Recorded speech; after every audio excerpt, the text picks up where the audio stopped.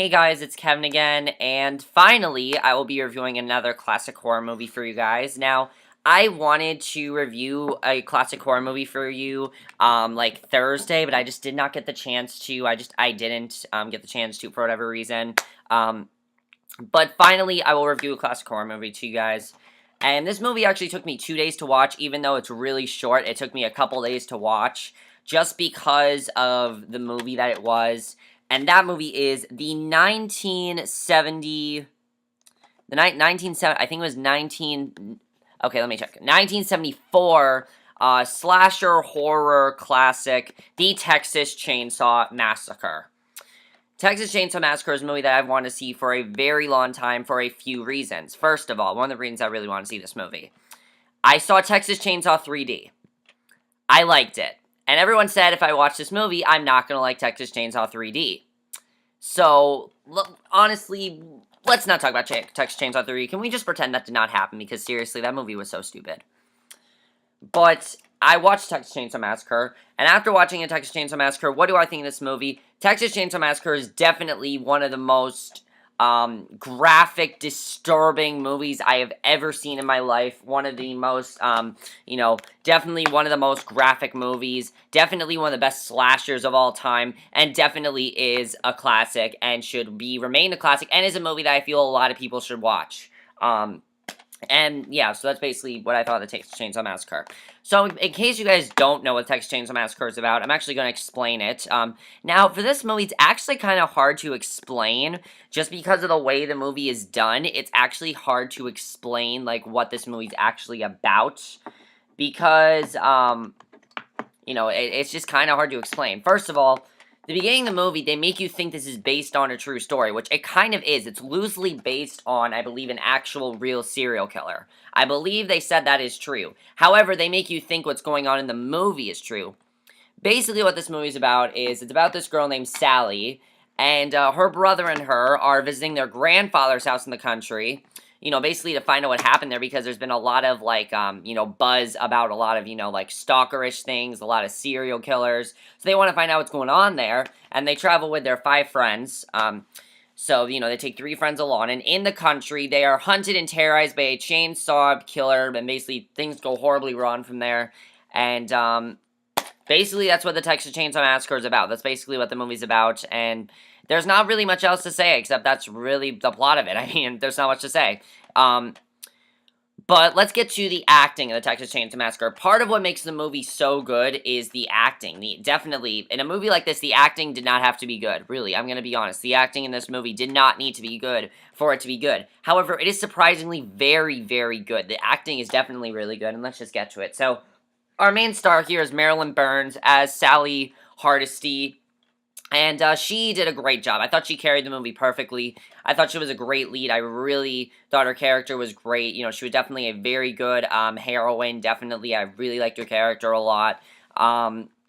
She was definitely, you felt for her, definitely. When she was scared, you were scared. And I definitely really enjoyed that about her character. She did a great job. Paul A. Partain plays her brother Franklin, and he is handicapped, and I thought he did definitely a really good job. He was definitely very good. My only complaint was that the other 3 people, Jerry, Kirk, and Pam, not that good in my opinion. I thought they were okay, but they weren't that good. I mean, there were some things, I thought that their acting was just okay. Edwin Neal as that hitchhiker was fucking scary. Like, he was actually legitimately scary. The scene where he's, cutting his hand, and this is not a spoiler at all, because it's, the first 20 minutes of the movie, he's cutting his hand. It's, terrifying, because it's just, especially because of when this was set. This movie was made in 1974. I mean, it's not a movie that was made now, and that is why I think this movie is so scary. But of course, what do we all remember through this movie? We have to talk about Gunnar Hansen as Leatherface. Because, when people think of Texas Chainsaw Massacre, what they think of is Leatherface. That's what they think of. That's our main antagonist in the movie. That's the most memorable part of Texas Chainsaw Massacre. And he definitely is the best part of Texas Chainsaw Massacre, because without Leatherface, this movie would not be as good, definitely. And I would say, even though everyone was really good in the movie, he definitely makes the movie, really, really good. He's a very menacing killer. The thing about Leatherface is he doesn't even talk. He doesn't talk. We don't know anything about him. Nothing. We don't know a single thing about him except he's a cannibal and he has his family that's working with him. That's all we really know about Leatherface. But other than that, he is a very sadistic killer. You are afraid of him. And especially the fact that his mask is basically just human flesh. That's what's so terrifying about Leatherface. And I definitely think that, Leatherface is definitely the most menacing part about the Texas Chainsaw movies. Definitely, I would say that he is the most menacing part. And honestly, after this, I hate the twist that we actually root for Leatherface in Texas Chainsaw. I hate that twist because I like in this that he's menacing and he's a good villain. I like that about his, definitely about Leatherface. And that's really what makes this movie so, so good. The directing in this movie is absolutely fantastic. I have no issues with the directing. I thought the directing was great. The tone was set perfectly. There's no background music in this movie, and it's actually really well done because it's very realistic. There's nothing about this movie that feels like it couldn't be realistic. Everything in this movie feels like it could actually happen. And I think that's really what's so terrifying about it, is that this could actually happen to people. People could go to their grandfather's house and basically, there are cannibals in the world. I mean, that is a thing. A lot of horror movies, there are a lot of, figments of things that'll probably never happen. There are serial killers that'll probably never happen. There's towns like Elm Street, which, will probably never happen, things like that. This is something where it could actually happen, definitely. You hear stories about cannibals, so it's nothing, that actually couldn't happen. I think that definitely is very well done, in my opinion. My only issue with this movie, and it's actually really ridiculous considering how short this movie is. This movie's only 84 minutes long, which is, definitely very short for this movie. My only issue with the movie is the pacing. There were some scenes before we met Leatherface that dragged on a little bit too long. I didn't love all the pacing. I thought the pacing was a little bit off in some of the scenes. But before we met Leatherface, I wasn't completely into the movie. After we met Leatherface, I was completely into the movie. But before that, I wasn't as into it. And I thought the pacing was a little bit off, and that's my only issue with the movie. That's pretty much really all I have to say, though, about, problems with the movie. I don't have any other problems. Also, cinematography in this movie, oh my god, for 1974, this movie is some of the most brutal cinematography I've ever seen. There's a lot of blood. The body count in this movie is very, very high, definitely. The body count is very high. And what's interesting about this movie is that a lot of horror movies, they didn't really like to show the killings. They actually show stuff that happens in this movie. And that's what's so terrifying about it. And I think the reason the movie is, called one of the scariest movies of all time is, again, because it was released in 1974 when, there wasn't a lot of blood. They made a lot of, cheesy movies. And, a lot of horror movies didn't show a lot. Texas Chainsaw Massacre showed a lot, and it was very different than a lot of horror movies. That's something I definitely really liked about this movie, is how much of a risk taker this movie really is. It really is a very risk-taking movie, because it's a movie that, that really took a lot of risk. It's a movie that had a lot of balls to make, and I gotta applaud the director, Tobe Hooper, for making this movie. I mean, he did definitely took a lot of risk to make this movie, and he definitely did a great job. So let's talk about the spoilers in the movie. Not really spoilers, but I'm going to talk about the really big stuff that happens in the movie, the really terrifying stuff, the scene that everyone just can't watch, and, they talk about it, it scares them, and, you guys know what I'm talking about if you've seen the movie, but if you have not seen Texas Chainsaw Massacre, which you definitely should, however, do not watch this movie if you are eating dinner right now. If you're eating dinner right now, and you watch this movie, you are going to throw up, you're not going to want to ever eat dinner again, and you'll probably just be terrified. So don't watch this movie while eating dinner. It's that simple. So I actually was gonna do that. I just ate dinner and I was gonna eat dinner while watching this movie. Good decision, I didn't. But okay.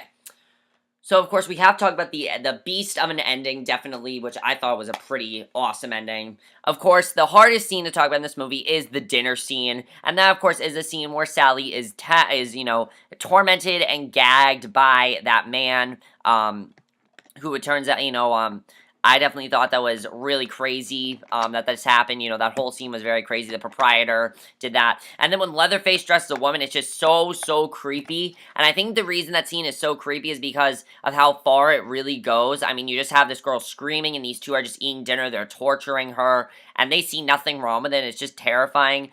I do love the twist of the hitchhiker being Leatherface's brother. I think that's an awesome twist. I think that was definitely a very well done twist, and I really enjoyed that. I like the way that all of the I really like the way that all of the people that they encounter that try to kill them are connected. I think that definitely is very well done. I love the twist that the grandfather is actually working for Leatherface. I think that was very well done. The ending really is awesome, though, because, you know, of course, Leatherface ends up getting defeated in the end. He ends up getting hit with a wrench, then he stabs himself with his chainsaw, and basically Sally gets away, and he picks up the chainsaw over his head in frustration, and that's basically how the movie ends. Now, the movie ends in a very weird way, and it's not a movie you need to analyze or anything, but I think the movie, you know, it just ends basically with Leatherface not winning, and that's basically just how the movie ends. And again, they ended it, you know, it just ends because it was supposed to be a true story. And I definitely think that's very, very interesting. Other interesting thing about this movie was originally supposed to be PG. How? How could you make this movie PG? I could never see that. This movie had to be R, okay? If this movie was released today, it would be R. It would be. That's how far this movie goes. It would be R today. But that's basically all I have to say about the Texas Chainsaw Massacre. I know this review was not that good. I know this was a short review, but there's really not too much to say about this movie. Of course, guys, link to my Letterboxd review will be down below in the description. I'll see you guys in my next video. Let me know what you guys think of this movie. And I will try to do more classic horror movie reviews this week. I'm sorry, I just kind of got sidetracked with other things, plus TV shows, things like that. You know, I didn't get a chance to review any others, but I will see you guys in my next video, which will be my review for tonight's episode of The Walking Dead. So I'll see you guys for that. Okay, bye.